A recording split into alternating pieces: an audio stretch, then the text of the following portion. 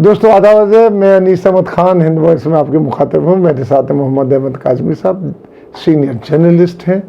Ground reporting इन्होंने विदेशों में जाके की है, कई वार जो हुई है इस्लामिक कंट्रीज़ में। और इसी के साथ आपका एक चैनल चलता है मीडिया स्टार वर्ल्ड, जरूर देखिएगा आप लोग, उसमें बड़ी ताज़ा खबरें होती है इस्लामिक कंट्रीज़ के बारे में।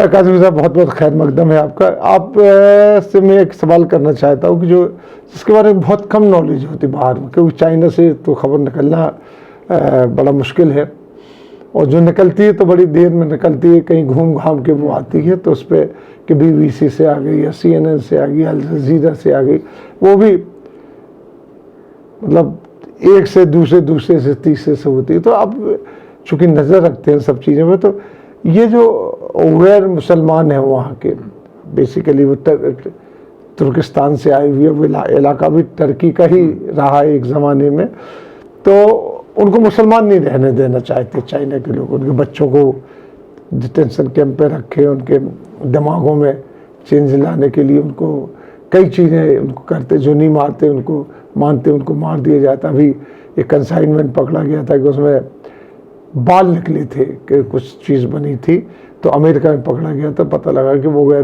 जो मुस्लिम औरतें हैं उनके बाल काटे जा रहे हैं, वो यहाँ बेचे जा रहे हैं, इस तरीके से उनको प्रोडक्ट बना के बेचा जा रहा है। तो आपके क्या इसमें राय है? देखिए, चीन में एक लंबे अरसे से उइगर मुसलमानों पर जुल्म ज़्यादतियाँ तो हो रही हैं, ये बिल्कुल यकीनी तौर पर सही है।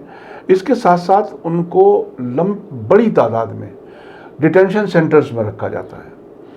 बिल्कुल आप ऐसे समझ लीजिए जैसे हमारे यहाँ भारत में भी डिटेंशन सेंटर बनाने की बातें बीजेपी की सरकार करती रही है, NRC CAA लागू करके, आपकी नेशनलिटी डाउटफुल करके और उसमें डाल दिया जाए, और उसके बाद जब कभी आप कानूनी तौर पर अपने आप को साबित कर सकें भारतीय, तो आपको छोड़ा जाए। तो ये वहाँ शहरियत का तो मामला नहीं है, लेकिन वो ये कहते हैं कि हम डी रेडिकलाइज कर रहे हैं, यानी जो जिन पर असर इस्लाम का ज़्यादा है वो मतलब नहीं चाहते कि मुसलमान प्रैक्टिसिंग रहें, और उनके डिटेंशन सेंटर्स में कुछ जो चीज़ें मुसलमानों के यहाँ हराम हैं वो खाने को दी जाने की कोशिश होती है। इसके अलावा कोई नमाज ना पढ़े, कोई इस तरह की कोई प्रैक्टिस ना करे मजहबी, उससे भी बचाने की कोशिश होती है। और वो ये बाहर की दुनिया को ये बताते हैं कि हम इनको चीनी ज़बान सिखा रहे हैं, चूँकि ये ज़बान नहीं सीखते। दूसरे हम इनको कुछ ऐसे वोकेशनल कोर्सेज करा रहे हैं, तरबियत दे रहे हैं, कुछ हुनर सिखा रहे हैं ताकि वो अपने कारोबार कर सकें, और पढ़ा रहे हैं। तो ये बात कहते हैं बाहर की दुनिया को। लेकिन ऐसे बहुत से वो लोग जो वहाँ से छूट करके किसी तरह से निकल के विदेशों में पहुँचे हैं, वो अपनी कहानियाँ बताते हैं। वो कभी कभी BBC से खबरें आती हैं, कभी तुर्की का मीडिया भी देता है। तुर्की मैं उसको अच्छा खासा फॉलो करता हूँ। तो उसमें बाकायदा उन सख्तियों का, उन पर नज़र रखने का, निगरानी रखने का, और डिटेंशन सेंटरों में बंद रखने का लाखों की तादाद में ये सिलसिला बरसों से जारी है। और ये बहुत ही अजीब बात है कि चीन से बहुत से मुस्लिम मुल्कों के अच्छे खासे ताल्लुकात। हाँ, यही बात मैं देखता हूँ कि इंटरनेशनल प्लेटफॉर्म पे इसकी कोई जिक्र ही नहीं होता। हाँ, नहीं मतलब पाकिस्तान चीन का बहुत ही नजदीक तरीन दोस्त है। ईरान भी कारोबार करता है, वो टर्की से लेके सब उससे जुड़े हुए हैं। हाँ, तो सब जुड़े हुए हैं। लेकिन इस इशू पर कभी ज़्यादा दबाव देने वाली बात कहीं से सुनने में नहीं आती। तो ये ऐसा लगता है कि या तो उन्हें तनहा छोड़ दिया गया है, या एक दूसरा एंगल है इसको समझना। हाँ, दूसरा एंगल वो ये है कि देखिए, सऊदी अरब की फंडिंग के जो मदरसे जहाँ जहाँ हैं, वहाँ कहीं ना कहीं कुछ शिद्दत पसंदी को सिखाने का काम भी होता रहा है। जैसे तालिबान अफ़गानिस्तान में, जैसे अलकायदा की जड़ खुद सऊदी अरब में है, ओसामा बिन लादेन खुद सऊदी थे, और आज भी लादेन नाम की बहुत बड़ी कंस्ट्रक्शन कंपनी पूरा सऊदी अरब में खाने काबा उन्होंने तैयार किया है। तो ये जिस इस्लाम की जड़ें या जिन मुसलमानों की जड़ें कहीं ना कहीं सऊदी अरब के उस शिद्दत पसंद नज़रिए से जुड़ती हैं, शायद उसको कम करने की कोई कोशिश हो।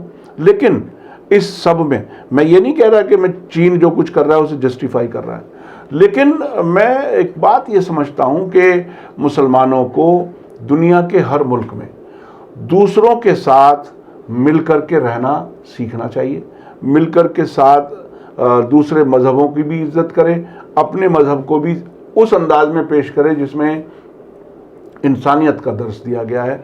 अगर बिल्कुल अलग करके अपने आप को घेटों में रखा जाएगा, मैं घेटों की बात इसलिए कह रहा हूँ कि ये आम तौर पर मिजाज में या तो कुछ सियासी ऐसे हालात होते हैं जिसकी वजह से मुसलमान अपने मोहल्लों में ही रहना चाहता है, मिसाल के तौर पर। लेकिन हाँ, जो जुल्म हो रहा है वो उसे नहीं होना चाहिए। और नहीं, एक बात ये तो इनसे तो पूरा का पूरा जो रिलीजन भुलाने की बात चल रही है। हाँ, कि जो ये चाइना में नहीं, वो उनकी कोशिश ये है कि मजहब को ये भूल जाए, इस्लामी नाम ना रखें बच्चों के, कुरान ना पढ़ें, और उनके दिमागों में ये बैठा हुआ है कि शायद कुरान जो है वो गलत रास्ते पर ले जाता है, या इस्लामी तालीमात जो हैं वो गलत रास्ते पर ले जाती हैं। तो ये, और कम्युनिज्म तो मशहूर है इस बात के लिए कि वो किसी भी मज़हब को मानना ही नहीं चाहते, वो खुदा की के वजूद को पर यकीन नहीं करना चाहते। हालांकि जिस तरह से सोवियत यूनियन में कम्युनिज्म गिरा है और उसके बाद बहुत से मुल्क जो अलग अलग बट गए हैं, उनमें बहुत से मुल्कों में मुसलमानों की तादाद अच्छी खासी है, लेकिन वहाँ भी आहिस्ता आहिस्ता एक तरह से रिसर्जेंस हो रहा है इस्लाम का। चूँकि एक लंबे अरसे तक बहुत सी नस्लें ऐसी गुजरी हैं जहाँ जब इस्लाम पर उन्हें अमल करने या इस्लाम के मुताबिक ज़िंदगी गुजारने का उन्हें मौका नहीं था। चीन में जो कुछ हो रहा है वो अफसोसनाक है, जुल्म है, और हर एक को अपनी पसंद के मज़हब पर या वे ऑफ लाइफ पर जीने का हक़ है, वो होना चाहिए। लेकिन बहरहाल ये इंटरनेशनल, ना अरब बोल रहा, ना कोई बोल रहा, ना कोई कंट्री बोल रहा है। वो लोग इस काबिल नहीं रखे कि वो बोल सके। नहीं, बोलने की तो वहाँ गुंजाइश ही नहीं है, वहाँ गुंजाइश नहीं होती। कम्युनिस्ट मुल्क जो होते हैं वहाँ पर हुकूमत के किसी भी फैसले के खिलाफ खुल करके बोलने की गुंजाइश होती ही नहीं, ना उनको मीडिया इजाज़त देता, ना वहाँ का कानून इजाज़त देता, उन पर सख्तियाँ रखी जाती हैं।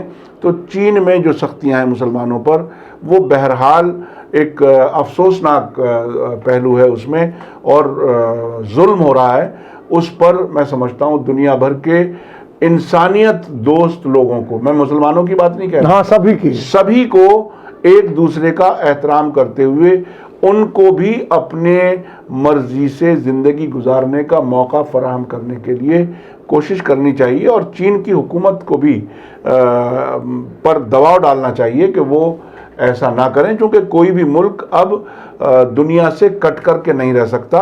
और ग्लोबल विलेज की जब हम बात करते हैं तो एक दूसरे के हकूक़ और अधिकार मिलते रहें, सब लोग अमन के साथ जिएं, अपनी पसंद के मज़हब पर अपनी पसंद की ज़िंदगी जिएं, उसकी आज़ादी चीन के लोगों को भी है। मैं समझता हूँ इसका एहतराम सभी को करना चाहिए और उसके लिए कोशिश भी करनी चाहिए।